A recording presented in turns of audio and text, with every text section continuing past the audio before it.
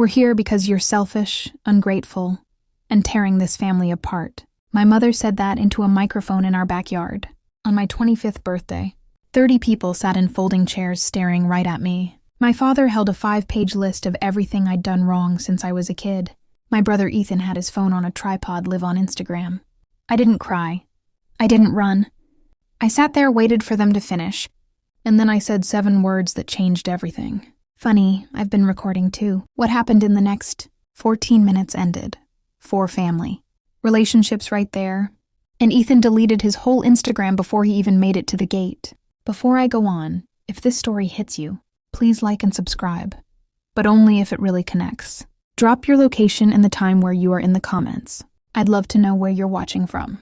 My name is Sofia Reyes. I'm 25. I'm an ICU nurse in San Antonio, Texas.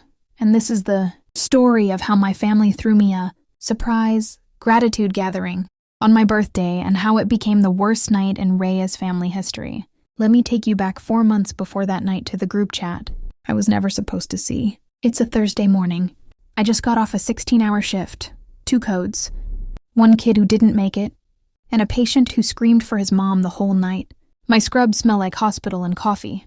I'm sitting in my car in the parking garage. Engine off, eyes closed, just trying to breathe. Then my phone buzzes. I look down. 3 messages. Mom, Sophia, the AC unit died again.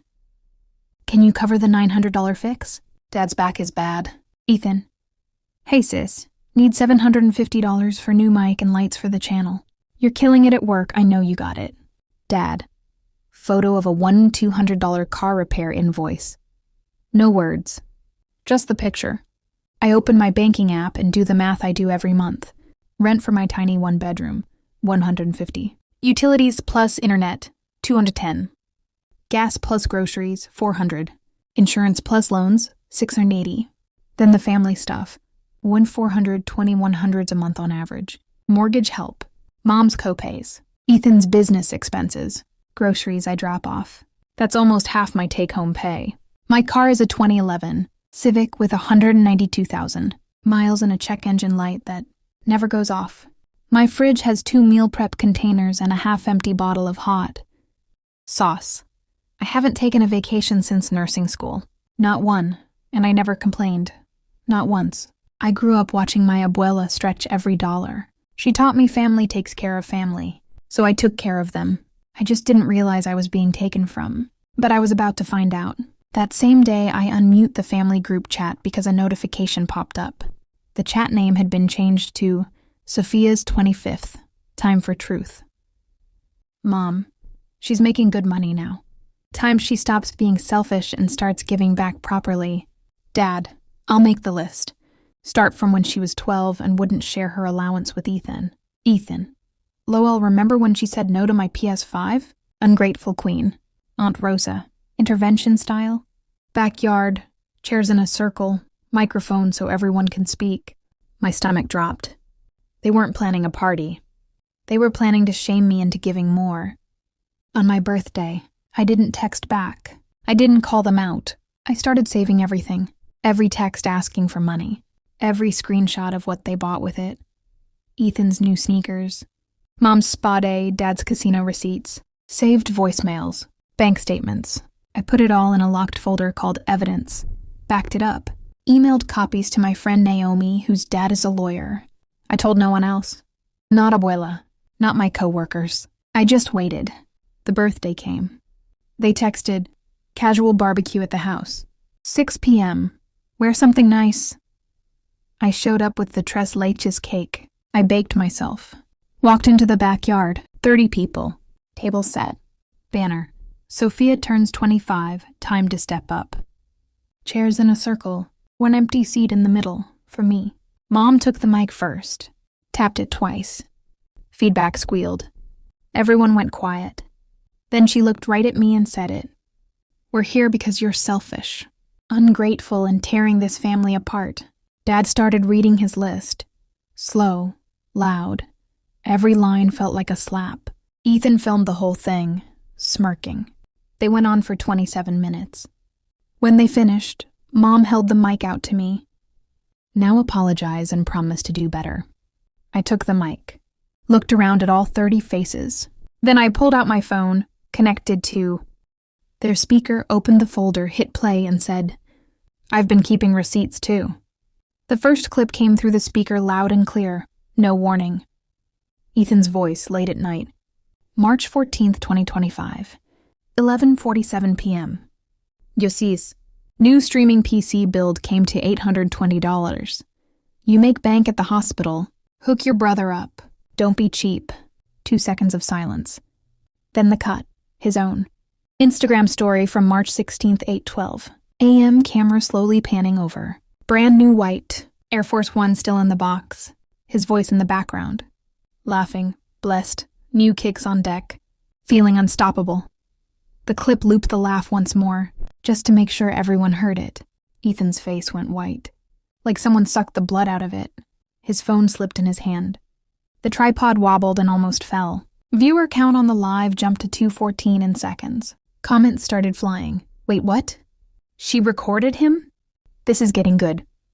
Receipts on receipts. I didn't pause it. Second clip rolled right away. Mom on speakerphone, April 22, 2025.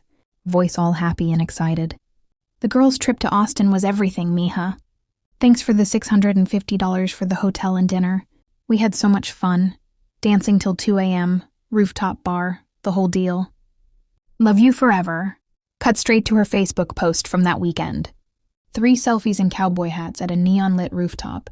Margaritas in the air, big smiles. Caption, weekend vibes with my besties. A blessed minor girl's trip living my best life, the eye. Photo stayed on screen long, enough for everyone to see the date in the corner. Same weekend, same money. A low "oh" went through the chairs. Aunt Rosa's napkin dropped to the grass. Mr. Delgado finally lifted his head, eyebrows up under his cap like he couldn't believe what he was hearing. Third clip. Dad's text-to-voice message, June 11th. Brakes went out on the truck. 1-350 at the shop. Thanks in advance, kiddo. Smooth cut to his Facebook check-in. June 13th, 9:34 p.m. Him grinning inside the casino. Slot machines flashing red and blue behind him. Caption, boys' night at the casino. Won a little something. Luck is on my side. Casino bells dinged in the background. His laugh came through the speaker again. Clip 4. Cousin Luis voice message from July. Sis. Rent late again, 600? You're the one with the good job. Cut to his Snapchat story 2 days later. New chrome rims on his truck. Caption, fresh set, paid in full. Clip 5. Mom again. August. On the phone. The spa day was so needed. Thanks for the 380, mija. You're a blessing. Cut to her Instagram post. Her in a white robe. Cucumber slices on eyes. Caption, self-care Sunday, all run recharged. I let all 10 clips play, one after another. No commentary from me, just the truth, time-stamped, in their own voices. The backyard turned into a graveyard. No one moved. No one spoke. The only sounds were Ethan stabbing at his phone, trying to end the live and delete his account, and the soft buzz of the string lights overhead. Ethan finally got the stream cut. Viewer count had hit 347 before it died. He was breathing hard, phone shaking in his hands. Sophia, turn the rest off. Please delete that. Mom lunged forward. Actually lunged. Her hand shot out toward the speaker, like she could grab the sound and stuff it back in. Her nails scraped the plastic. I pulled the aux cable out with one calm tug. The last clip, bar 8, Aunt Rosa asking for therapy money, followed by her spa weekend pics, cut off mid-sentence. Silence hit harder than any yelling could have. Aunt Rosa jumped up so fast her chair folded backward with a loud clang. This is cruel. You're humiliating your own blood in front of the whole world. How could you do this? I looked straight at her, mic still in my hand, voice steady. Cruel was you asking me for $380 for your self-care retreat, while I ate peanut butter sandwiches for 3 days straight to cover it. You posted pictures from the spa the next day. I saw them. Everyone here saw them. You thanked me in the comments. Remember? Uncle Marco stood up slow, no words. Just picked up his chair, folded it under his arm, and started walking toward the side gate. His boots crunched on the gravel.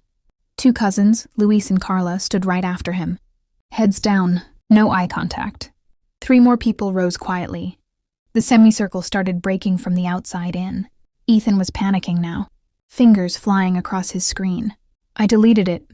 I deleted everything, Sophia, please. Mom's tears started.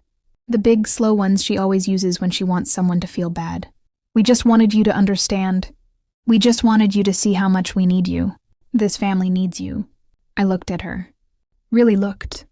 I see everything. I see you planned this whole night to shame me into giving more. I see you wrote lists. I see you put me in this chair like I was on trial. I see you thought I'd break and hand over more money. Tonight the account closes. Permanently. I clicked my phone screen off. Slid it back into my bag. Stood up slow. Picked up my purse with one hand. Picked up the untouched tres leches cake with the other. The plastic wrap crinkled a little. That was the only sound besides someone's muffled sob from the back row. I walked across the grass. Past the tipped-over tripod. Past Ethan, who still wouldn't look at me. Past Mom, who reached out like she might grab my arm but stopped when she saw my face. No running. No yelling. Just steady steps in my sneakers that still had hospital scuffs on the toes. At the gate I stopped. Turned back once. No one said anything. I closed the gate with a soft metallic click. The same click my car door makes when I lock it after a long shift. Final. Quiet. Done. I got in the Civic. Set the cake on the passenger seat. Started the engine. The check engine light blinked on like it was saying hello. I pulled away from the curb without looking back. Behind me, the backyard lights were still on, but they looked dimmer somehow. Like someone turned down the brightness on the whole night. I drove the 23 minutes home listening to nothing. No radio, no music, just tires on asphalt and my own breathing finally slowing down. When I pulled into my apartment lot, same cracked asphalt, same flickering street lamp. I sat there for a full minute with the engine running. Then I turned it off. Silence, real silence. For the first time in years, my next paycheck was going to be just mine. I picked up the cake, walked upstairs, unlocked my door, stepped inside. The fridge light came on when I opened it to put the cake away. 2 meal prep containers, a half-empty bottle of hot sauce, 1 yogurt. I closed the door, sat on the edge of my couch in the dark, and I didn't cry. I just breathed. I didn't sleep much that night, maybe 2 hours. I kept replaying the backyard in my head, the feedback squeal, the clips playing, Ethan's face going white, Mom's hand reaching out but stopping short. I stared at the ceiling until the street lamp outside my window turned from orange to gray with the sunrise. At 7:42 a.m., my alarm went off even though I was off shift. I grabbed my phone. 36 unread messages. 17 missed calls. Mostly Mom, some Ethan, a few aunts.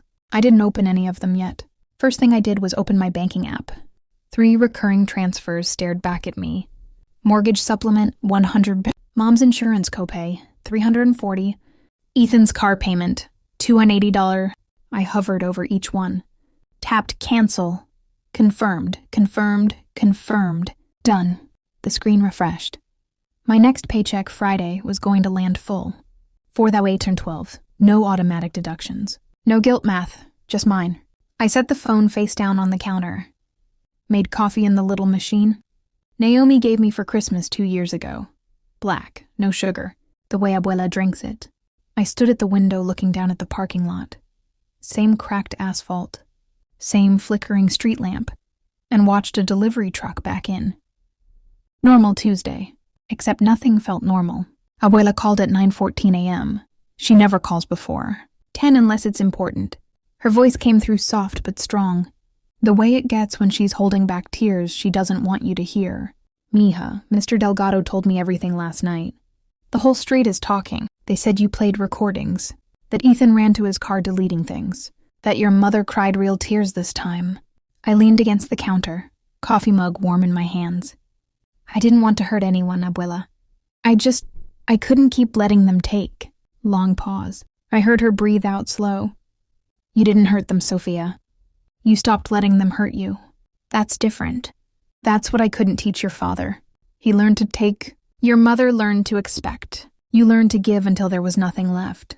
Last night you remembered you have a self to protect. I swallowed hard. I'm sorry if it embarrassed the family. Embarrassed? She gave a short laugh, dry but warm. The only embarrassment is what they did to you. Planned it, wrote lists, sat you in a chair like you were on trial. For money. For their comfort. That's the shame. Not your truth. We talked for almost an hour. She told me stories I'd heard before but felt different now.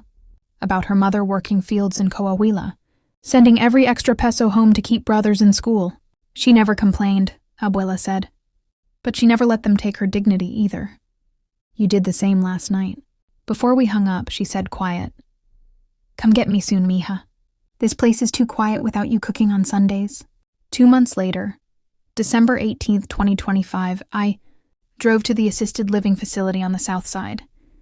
Abuela's room smelled like lavender soap and the faint rose perfume she's worn since the 80s. She had one small suitcase ready, a box of old photos. Her favorite blanket folded on top. No fighting, no drama. She signed the discharge papers with a steady hand, looked at me and said, let's go home. The new apartment is ground floor 2-bedroom, 10 minutes from the hospital. Rent is $1,250 more than my old place, but I could swing it now. No more transfers eating half my check. Abuela's room has a window to a little courtyard with a mesquite tree. She sits there mornings with coffee, watching birds. We cook Sundays again. Pozole with extra hominy. Enchiladas verdes extra cilantro the way she likes. Flan in the old copper pot that takes 3 hours, because she won't do it any other way. First weeks were weird. She woke at 5 a.m. out of habit. I'd find her in the kitchen boiling water for café de olla. We'd sit at the small table, 2 chairs, no room for 30, and talk until sun came up. She told me about leaving Mexico at 19, letters home that never got answered, learning English from radio soaps while ironing for extra cash. I never asked for more than I could earn, she said one morning, but I never let anyone take what I'd earned either. I started sleeping through nights again. No waking at 2 a.m. wondering who'd text next. No mental math before payday. Savings grew. $500, $1,200, $3,800. I booked Port Aransas for next spring. 3 days. Cheap motel with a balcony, no itinerary. Abuela smiled when I showed her the confirmation. Take pictures, she said. I want to see the water. On my 26th birthday, last month, it was small on purpose. Abuela, Naomi from nursing school. 2 coworkers who feel more like family now. Naomi's 6-year-old daughter Mia, who calls me Tia Soph and insists on helping decorate. We got a cake from the panaderia on Commerce, chocolate with extra sprinkles, and piped frosting roses.